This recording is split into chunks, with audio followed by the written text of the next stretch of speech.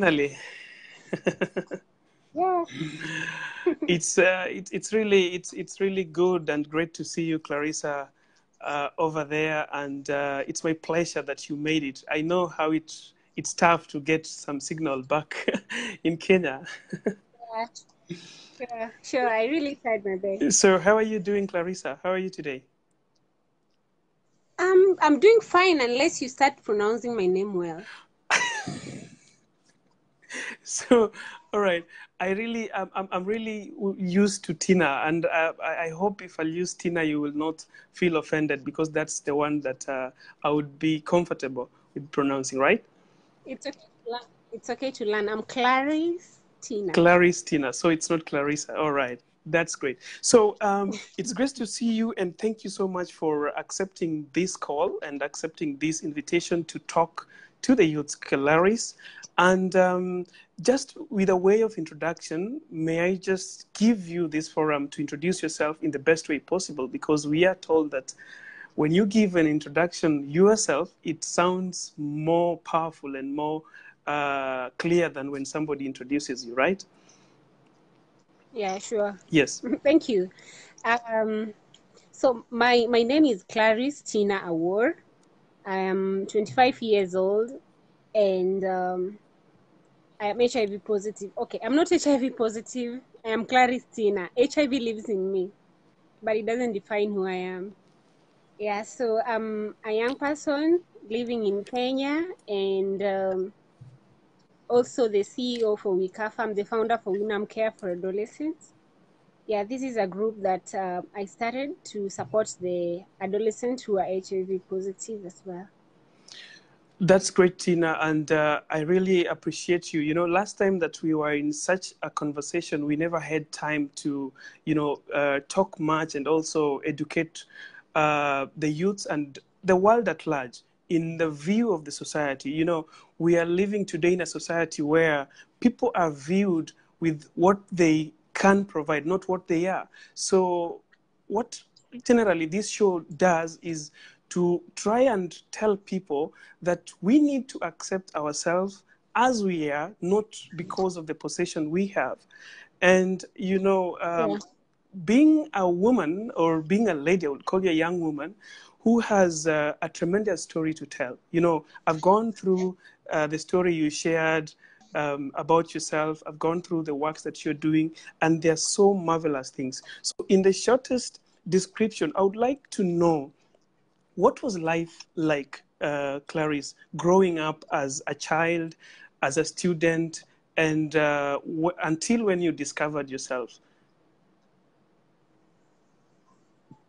Oh, yeah. So I grew up in a family of two. I'm the last one, and I'm the one who was born positive. So I was born positive in 1993. My parents died in 2002 and 2003. So since they died, I never knew my status at all. I never knew anything to do with HIV. I was in class 2. So when I got to class 5 in 2005, an uncle of mine took me to the hospital, and I was started on ARVs medication. So initially it was not a big deal to me. Like, it was something very simple. Like, I was told I was sick. They tried to, tell me in the simplest words possible that I could understand that I have HIV in me. I have to take my drugs every day so that they're unsuppressed and stuff.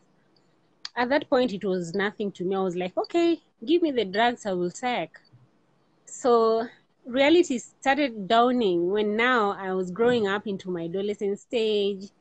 Now the community is wants to tell me the reality of what what HIV is.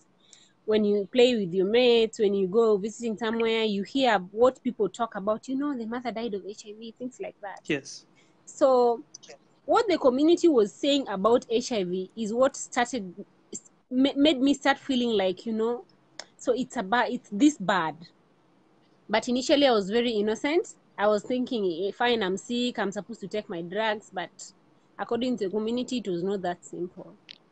So I went through school in 2007. After the post-election violence, I was withdrawn from the school I was going to, so I had to go back to my grandmother's place and stay with my grandmother for the rest of my life. So I started putting up with my grandmother for some time. My grandmother didn't understand like ARVs have to be taken every day, although she understood it from the perspective of the community.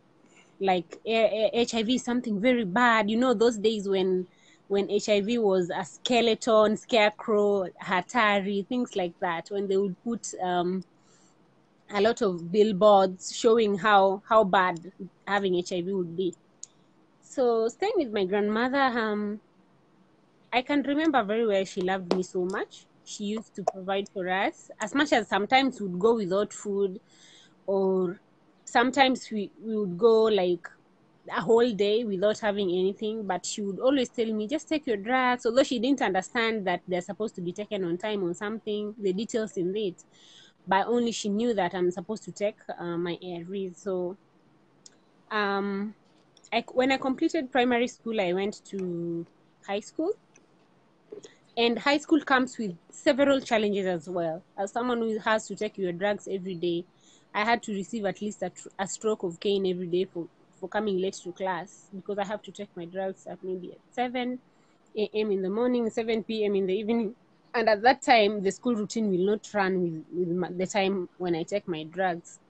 So, and then it was again another issue for me to explain to these teachers that I'm taking my ARVs and now I'm supposed to take my ARVs and stuff. So at some point, I opened up to the principal, who was so supportive, and my school matron was also supportive as well, because I had to tell them, because when my days for clinic come, I have to go to the clinic and bring my ARVs. So at some point, I stopped taking my medication for around 3 months when I was in high school. That's because I was facing a lot of stigma and anger. I think I was still going through that process of healing. And I could not forgive my parents when I realized that they made me have HIV. According to me, that time I was like, why did they make me have HIV? Why me? So at some point, I think I just switched off. I tried committing suicide in school. And when it failed, now I started saying that now I will not take my ARVs. I would go to the hospital, but I will come back and just stuff my ARVs and not take them at all. Yeah, so when I finished, I completed high school, and now I was to join college. Now each and every step comes with different challenges. When now I was to join college, you know, this is the step where you want to identify with yourself. You're a real lady now. You're supposed to be seen by men like any other ladies. And fine, it did not show that I had HIV, but there was that guilt that comes with dating at that time. But in 2016, the fact that I was not taking my ARVs and I went for drug holiday started showing up. I started having opportunistic infections, and now it came to a point where now my doctor said I had to be changed to second line regimen of ARVs, which was as stronger than the first line regimen, because I had failed treatment at all. While taking my ARVs, they're not working. And my viral load was at 75,600. So I felt a bit slow in this, because I felt that now if I change my regimen, this is the end of me. I'm going to die. So when I was finally changed to this regimen, I tried taking it well every day without missing. And in 2018, from 75,600 viral load, I came to 0 viral load. And that was very good, because I was responding well to my second line treatment. But when I was changed to second line, I had to change my attitude as well, because with ARVs, if you don't change your attitude, you're going to fail second line again, and you're going to fail third line, and you're going to fail the savage, and you're going to die. ARVs doesn't lie. For me, ARVs doesn't lie. If you take them well, they will work well. If you don't take them well, it will show. So finally, when I decided that now I want to deal with the rumors that come with, you know, she's HIV positive. I saw her in this place and that and that. You know how rumors can go around colleagues sometimes. Yeah, so I just wanted to clear the air. And again, that is the reason why I came out public. And also, I just wanted to make people know that if you're HIV positive, doesn't mean that you're promiscuous. Everyone thinks that if you're HIV positive, you're sleeping around, you're someone who you're not a good person, you know.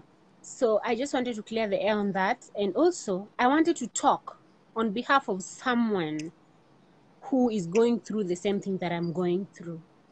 And I wanted to talk on behalf of that village child, that child growing up in the village, who has nothing to eat, lives with the grandmother,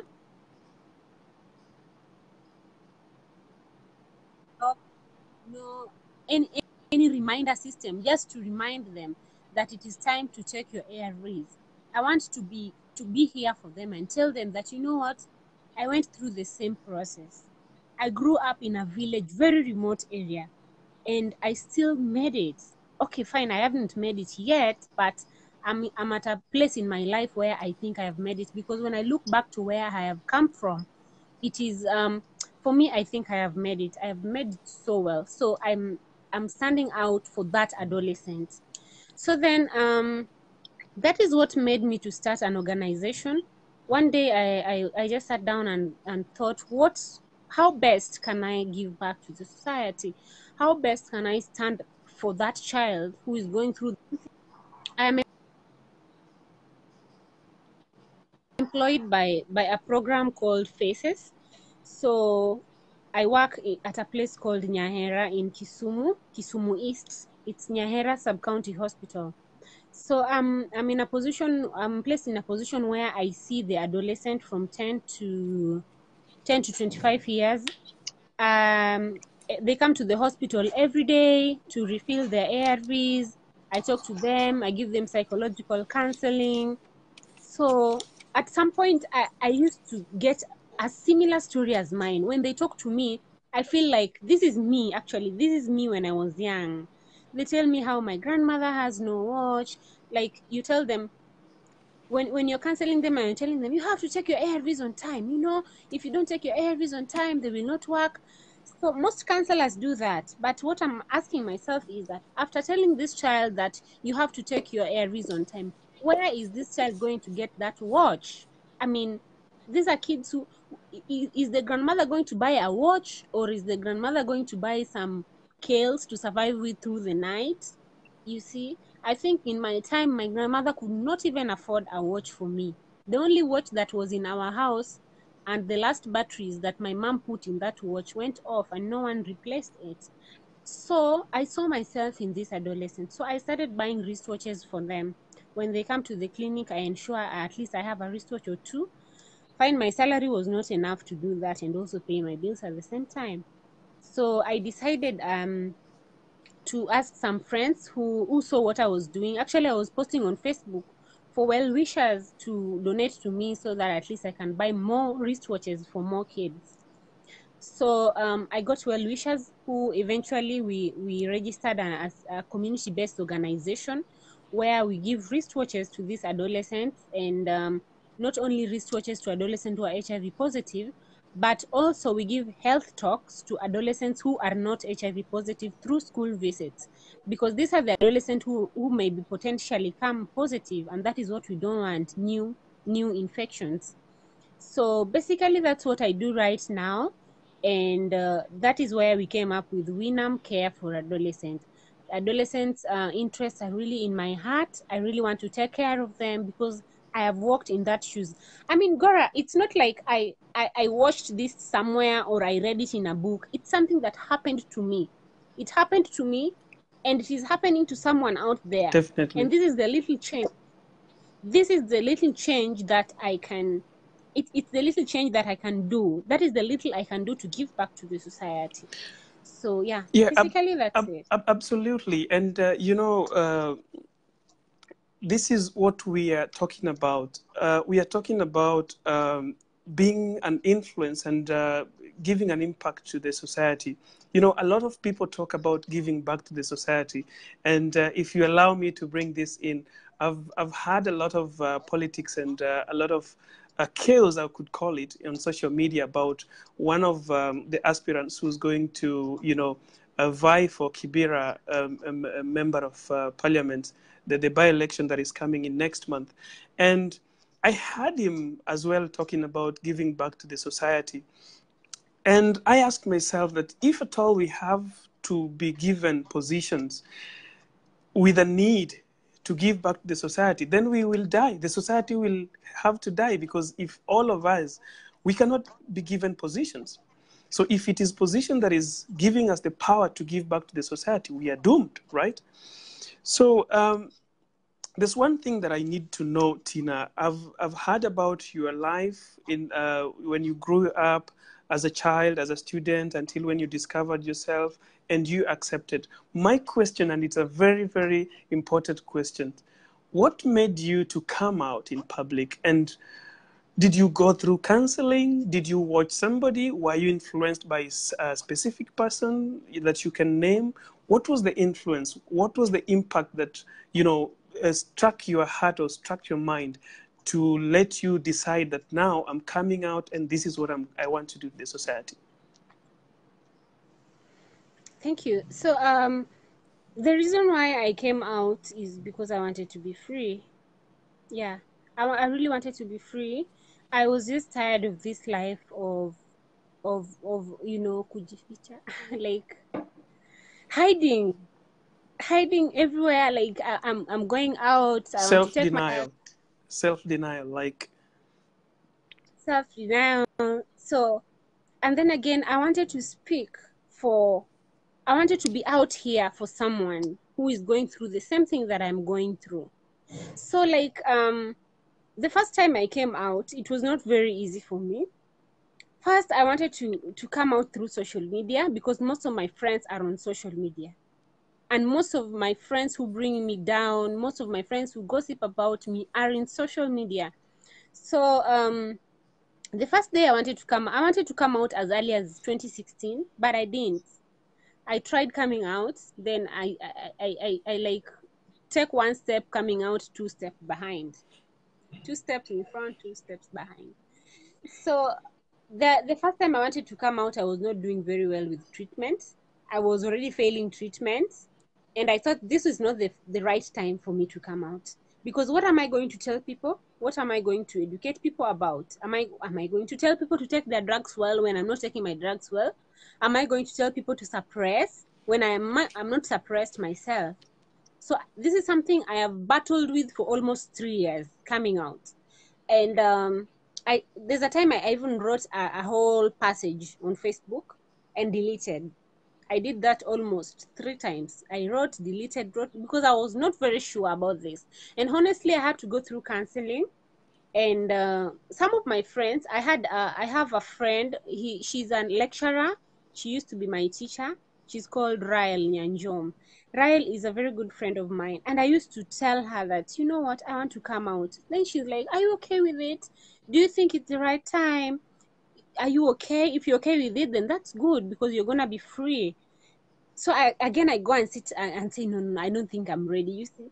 So in 2018, that's when I was fully ready, because I was very happy with my results, with all the counseling I went through. And now I was suppressed, and now I'm able to come out and stand tall and speak about, you know what, if you take your ARVs well, you're going to suppress. So that was a very good time for me to come out. And it was so inspiring for me to come out and talk to someone who's also HIV positive and is going through almost the same thing that I went through. Yeah, so it's a good example for me to tell people right now to take their drugs well, and they're gonna suppress. Yeah, it's always important, to tell people, to show people what is to be done, not to tell them. So by doing it by yourself, it's a great quality of leadership, because leaders are to show but not to tell or to instruct or to command. A good leader is the one who does what he wants to be done. So that's a great one, Clarice. And I just want to know something. Do you collaborate and with who in this your project? Okay, answering the question with who first. I collaborate with someone whose interest is in what I do, first of all. And it doesn't matter your status, whether negative or positive, because most of my staff, most of the people I work with are HIV negative, and this topic, HIV positive, is so dear to them, and they want to be there to support people who are HIV positive. So for me, anyone who wants to collaborate with me, and you're okay with this topic HIV, and you are okay with this group adolescents, which is the high group that are being infected with HIV right now. So anyone who wants to be in this field with me is highly welcome. I have no boundaries. That's a great one. Yeah. So basically, I have collaborated before with a few people, or not people really, but CBOs. I have collaborated with Jupachi. There's a CBO called Jupachi, and Nyahera as well, where I work. So there's more room for collaboration still. That's good. And I asked you this question because, you know, in whatever you do, and I want those who are watching to understand this, that no one succeeds alone. You can never succeed alone. You know, what has let us down mostly in Africa, and if I will talk about Kenya, is what we call in Kijaluo ichlet. You know, somebody is just jealous, so much jealous that when you have a project, the only thing that they can do is to come in and bring it down. Then they sit back and they start watching, and they will tell you, so where did he go? Where did he reach with the project that he wanted to do? But in most cases where there is collaboration and there is, you know, unity, you know, you can be running same projects in different places, but you collaborate to work together. You collaborate by sharing tools. You collaborate by, you know, benchmarking. And this is how people do things to bring about change in the world, bring about change within a society or within a family. Families that don't collaborate go nowhere. And that also translates to societies. It translates to a nation. You can remember very well that in the beginning of the year 2018, there was really a tussle and a battle in Kenya between the political, you know, sides. But when they collaborated, things started working out in the right way. So I would invite even those who are viewing or those who are watching us right now that WICAFA is ready to collaborate, and there are a lot of organizations, CBOs, and also some non-governmental organizations around, not only in Kenya, but even outside the world there, who are ready to support. So I would just like to ask you a simple question. If today I would ask you, Claris, how can I help you? What would be your answer? What would be my answer? Finances. Finances would be my answer. Yeah, because, you know, I heard about you talking about the risk watches, and these are risk watches that I think you are not just going to the shop and collecting, right? You need to pay some amount of money. So I would invite the public, I would invite those who need to collaborate, that this is a CBO that needs that empowerment. And I would also invite you to know and realize that in as much as you collaborate with people, there are always ways that, in which you can empower yourself within the CBO itself to see on how you can generate the financial support and such kind of things. So over-dependency also makes us go down, because when we start to depend that we have to wait to be financed, we have to wait for people to come in, we might end up doing nothing. But it has to be there. People must come in, people must collaborate. And I would want to know, you've told us all the collaborations and the teams you are collaborating with. I would just like to know the challenges that you are having all along as a leader now, because we need to speak about leadership. You are a woman in leadership. You have a lot of challenges. Women today are fighting in the parliament for space. And I always tell people that it is not about space. It is about what you can do. It's about what you can what you can account for. So instead of fighting to be given, to be given opportunities just like that, we've got to fight to be at the right place for these opportunities to get us. So what are the challenges that you are getting, and the experience that you've gotten as a leader, Claris? First of all, the WICAFA is around 6 months old. It's still a baby within the big CBOs that are already grown, the CBOs that already have donors. So I'm really struggling to get in between and to fit in. Like when people sit somewhere and people are presenting their organizations, as small as I am, I also have to be there and try to fit in. But everyone else will be like, okay, what is WICAFA? What have you done? Where are you? Because people expect that when you're a CBO, you've done big things and you're somewhere. But still, people don't understand that there are baby steps, and people don't understand that there's growth as well.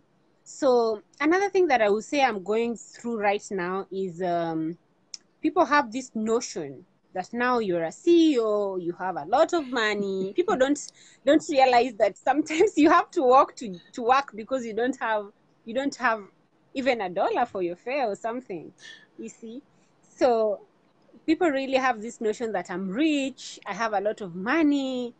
There are things I'm not supposed to be doing. So it really limits you sometimes to even do things that you even odd jobs that I used to do before. So like the force that pushes you to the top, the leadership force. I have to be at the right place at the right time. There are things that I have to do away with being a leader now. I have to be the inspiration. And then another thing that I would say that if you don't have anything to give, if you don't have anything yourself, you will not have anything to give. You have to keep your cup full and overflowing. That's when you'll have something to give, to even give other people. So I would say that I'm really struggling to work on myself first, even before I try helping other people. And that is a big deal for me. It is a really big struggle. Yeah. I can understand your situation, Clarice, because starting with the less possible financial base, and where you are right now, it's definitely difficult. It's not easy. It's not an easy thing to do, and a lot of people have started and stopped doing it. So as I said earlier on, collaboration will help, collaboration will assist. And One more thing. yes, I'm so sorry, I cut you short. yes, I think that right now I have few friends, a few friends than before, because most people are like I got a lot of I got a lot of critics before. People are telling me, not really people, but my close friends were telling me, are you really sure you're going to do this? And that is the most thing I hate, someone who tells me you're not going to do it. So I had a lot of, you're not going to do it, you're not going anywhere with this. What do you think you're doing? You see, the discouraging words that people tell me is a really big challenge even right now. Knowing the right person to talk to, knowing the right person to tell you something, to go to for an advice, is a big issue. You don't know who is your true friend. You don't know who is the true person.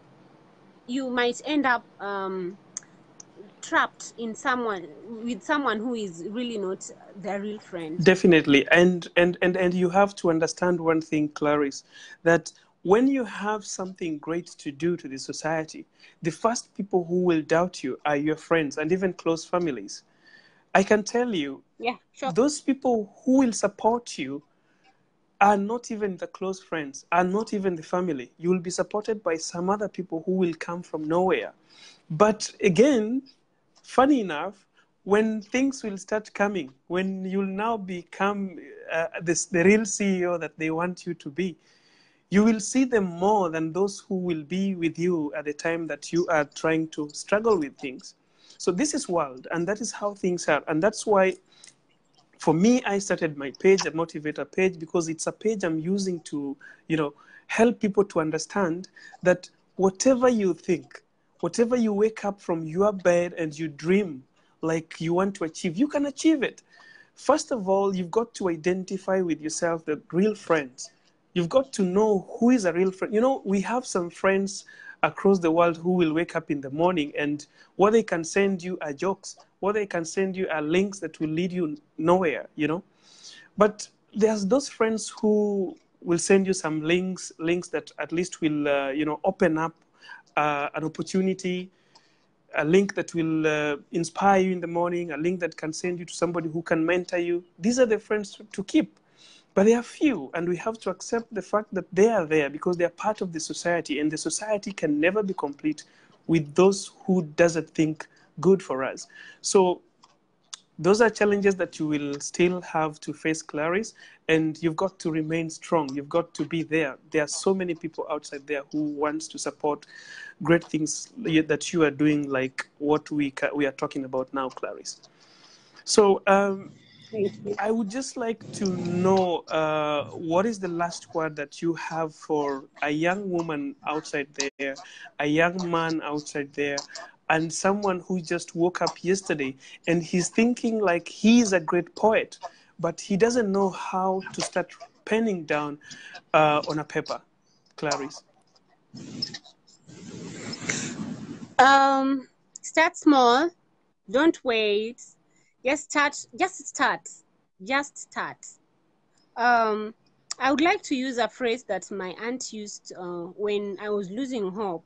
She used to tell me, "Monya monya." Monya monya is a Luo word that means just swallow. Sometimes you go hungry at home. Sometimes when I was staying with my grandmother, I go hungry. I'm so tired. I can't take my ARVs anymore. I'm losing hope. But she says, "Monya monya." Just swallow. You see? Just swallow. You're not going to die. Just swallow. Mm-hmm. So I would tell that person, just start. Start small. Don't wait for $100,000. Don't wait for how much money. Start. Just start. Start in your living room. Start in your small room, in your bed sitter. Start. Just start. Yeah. That's a very powerful statement ending our conversation today, Clarice, and I really appreciate you. So I would just like you to help us know how we can reach you, Clarice. How will someone reach you when he needs maybe to collaborate with you? We have our office line that haven't, okay, we are a briefcase organization. We don't have an office yet, but we have a line that I will definitely share. Okay. But I don't know if it's safe for me to share my personal line though, but it's okay. My line is 070820 9498.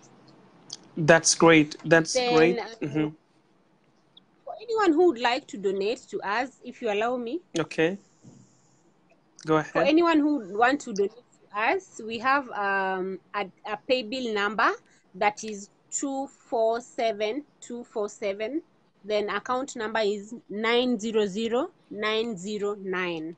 So you want to donate anything, just donate. Our watch goes for 100 shillings, Kenyan shillings. This is how they look like. They actually have alarm, and they are said to have alarm to remind them about their ARVs time. So you can as well donate a wristwatch, or you can donate any amount of money that you have will help.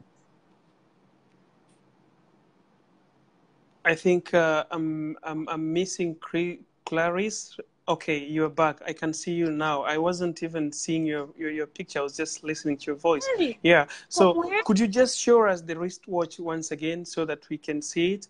Oh, yeah. Yeah, that's the wristwatch that is used for helping the adolescent kids in timing their ARV intake hours. And I guess I was hoping that you'll have that T-shirt. I saw a T-shirt that was going for something around 1,000 Kenya shillings, right? These are the things that you can... No. We have one here. This is actually for someone called Kenneth. Okay. If Kenneth is watching, Kenneth Mboga. This is our logo Okay. over there. Mm-hmm.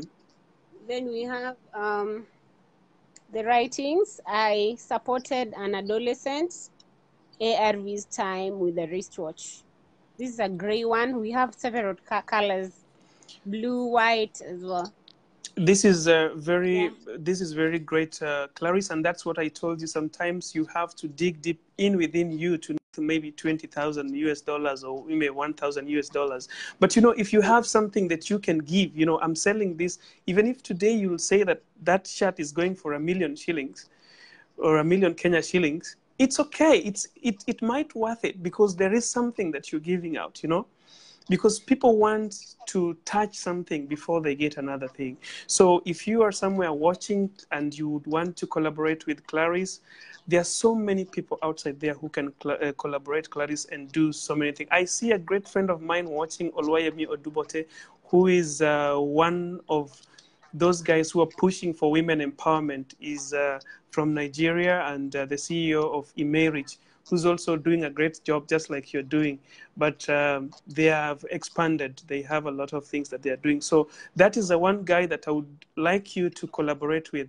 He will give you a very great atmosphere, and he knows. Just tap him, Oluwayemi Odubote. I think you can see the name is written there. You can look for him. You can collaborate and do great things together. Otherwise, Clarice, I really appreciate your time, and I hope that this is not the last time that you're going to do this. You'll accept our invite once again, and Yes. so that at least we can educate the world and help those people who are still living in denial to accept themselves. It really sounds good that you accepted yourself and you're looking healthy. I really love the way you look, because it really sounds something, a motivation outside there that we can live. Why should I be stressed when, there's nothing, Yeah. challenging me health-wise or physically, or, I'm complete. Why should we cry? Why should we look for the government? Why should we look for those who are in position? We can do it Yeah. together, and we can do it just from with whatever we have. Thank you for the shout out. Oloyemi is telling me that, and he's listening to and watching our conversation. So, your last thing that you would like to say, Clarice, before I let you go, because it's getting late. Yeah, yeah. And I would want to. I'm taking my ARVs in the next 5 minutes, so maybe I gotta Okay. go. But before I go, I would like to tell my friends that I'm not sad. I'm not sick.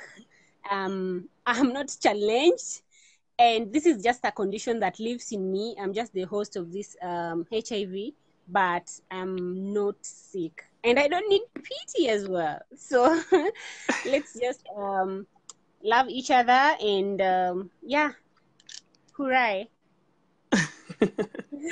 That was a great conversation, Tina, and I can assure you it was a great one, because when I look at the comments and those who are watching, they are really appreciating what you've shared with us, and I know somebody somewhere has been empowered, somebody somewhere has been inspired by what you've said, and it has really motivated even me to think big, and don't just cry every time, but to accept that we've got all it takes to make things work out. So it was nice hosting you, Tina. Have your time and take your drugs. I can see you're ready for it, and your time and your clock is All right. also. So have a nice day, and let's talk again. Bye bye.